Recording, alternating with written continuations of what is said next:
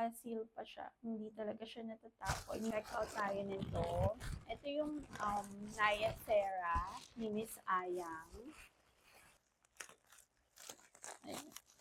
Eh, pag nag-check out kayo nito, hindi ko alam kung meron pa rin pa free na tayo soap. Ito yung gamit ko ngayon, latte soap. Pinagpahinga ko kasi yung skin ko muna sa retinol, kaya dito muna ako kay Soapy Latte.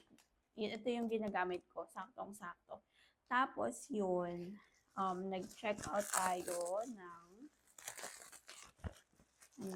Naya Sera, yung bagong toner ni Miss Ayang na kaka-launch lang. Ito, Naya Sera. Super cute ng packaging niya. Dual Essence Toner, Glow Skin Thailand. Alam naman natin lahat ng product ni Miss Ayang is from Thailand. Open natin.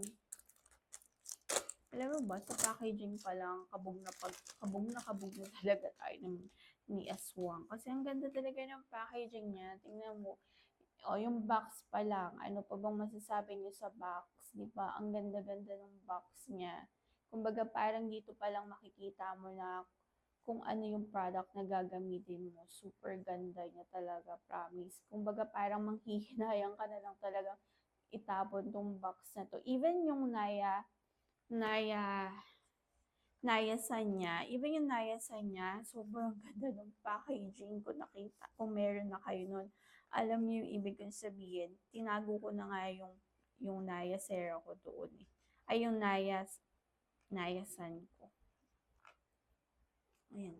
Ayan, di ba? Ang hirap buksan. Ayoko sirain yung box pero ayan.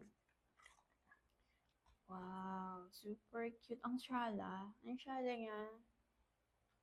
Ang ganda ng packaging niya. Glow Skin Thailand, 100 ml yung kanyang toner. Naya Sera Essence Toner. Ayan, mga pang Korean yung kanyang style. Ang ganda ng packaging niya. Tapos meron siyang logo as usual. Tapos yung packaging niya.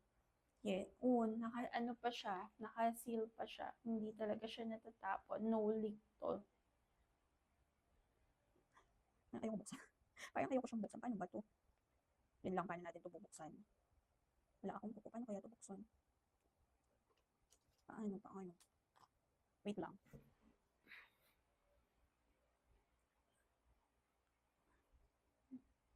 Malinis tong knife okay. So, ayun. Meron siyang parang cover. Meron siyang cover. Tapos ito, para hindi siya maglilik. Huwag nyo tong iwala. Para pag gagamitin nyo, ibabalik nyo siya. Yung amoy niya. Parang mild lang yung amoy niya. Oo, mild. May kaamoy siya. Ganito kasi ako mag-toner. Ayan. Ganito ako mag-toner. Hindi ko siya nilalagyan ng cotton. Para lahat talaga napupunta sa mukha. Mild lang yung amoy niya. Actually, parang wala nga eh.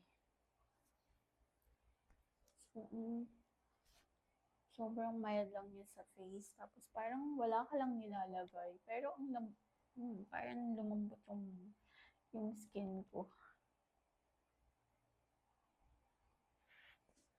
Wala siyang amoy. Para sa akin na wala siyang amoy.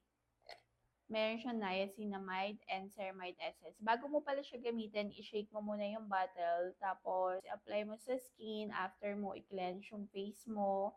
Pwede siya sa cotton and pwede din siya directly sa palms nyo. Gently press up. Ayan. Tapos, after nito, kung meron kayong serum or natin. Try natin to kung maganda ba siya or effective. And ayun lang.